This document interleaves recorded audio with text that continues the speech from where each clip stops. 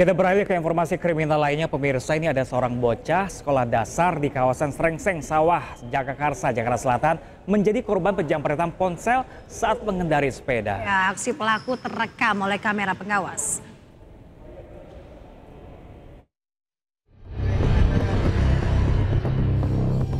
Dalam rekaman CCTV, komplotan jambret melancarkan aksinya di pemukiman warga Jalan Muhammad Kahfi 2, Gang Keramat Bambu, Jagakarsa, Jakarta Selatan.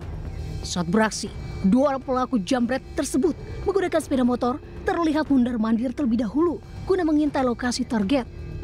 Bagai yang bersambut, ada seorang bocah keluar rumah sambil mengendarai sepeda dan membawa handphone. Tak berselang lama, pelaku yang mendahului korban menunggu di pertigaan tak jauh dari rumah korban.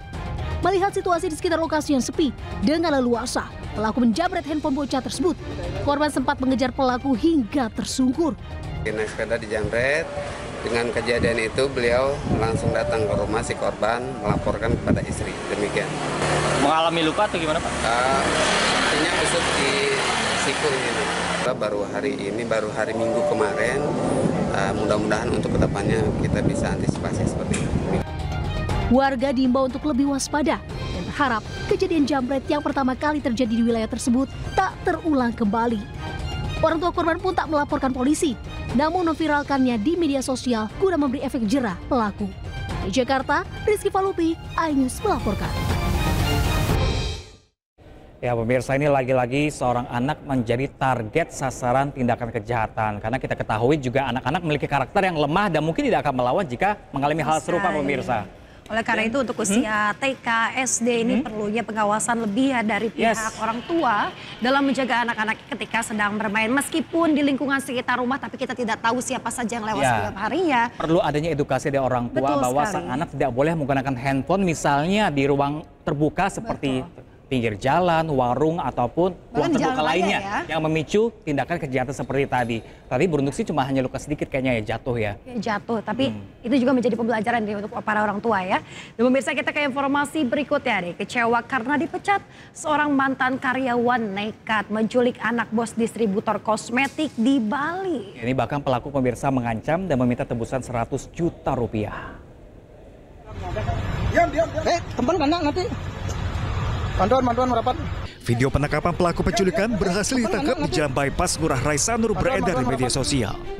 Pelaku dikenali dari rekaman kamera pengawas di sebuah sekolah dasar. Terungkap pelaku adalah mantan karyawan orang tua korban, pengusaha distributor kosmetik. Pelaku menyandera korban dan mengajak berputar-putar di Denpasar menggunakan motor. Sekali-sekali Anda ngelapor polisi, anakmu yang bukan di sini aja yang bahaya. Yang ada yang di Surabaya bahaya juga. Tuhan. Ya Tuhan, gimana ini? Pak, dari sekarang saya minta. Ya, saya akan kasih Pak, saya akan kasih. Dengan nomor baru, bahkan pelaku sempat menghubungi orang tua meminta tebusan 100 juta rupiah. Pelaku juga mengancam menculik anak korban di Surabaya. Diketahui, pelaku nekat menculik karena sakit hati dipecat. Saya cuma sifatnya approve.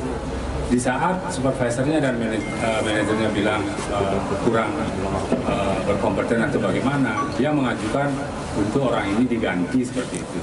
Jadi saya hanya approve, saya tidak ada melakukan penilaian apapun itu, saya ada.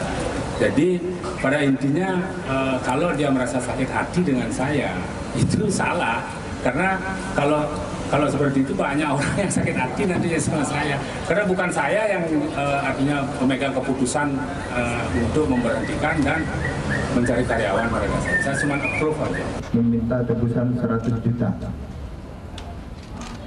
Pas Tunggara alhamdulillah segera kita lakukan penindakan, penangkapan, dan anak tersebut Tunggara dalam keadaan sehat dan selamat.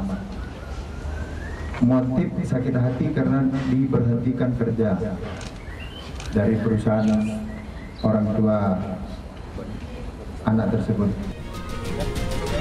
Kini pelaku terancam 12 tahun penjara tentang penculikan dan undang-undang tentang perlindungan anak. Dari Denpasar, Bali, Indira Ari, iNews melaporkan.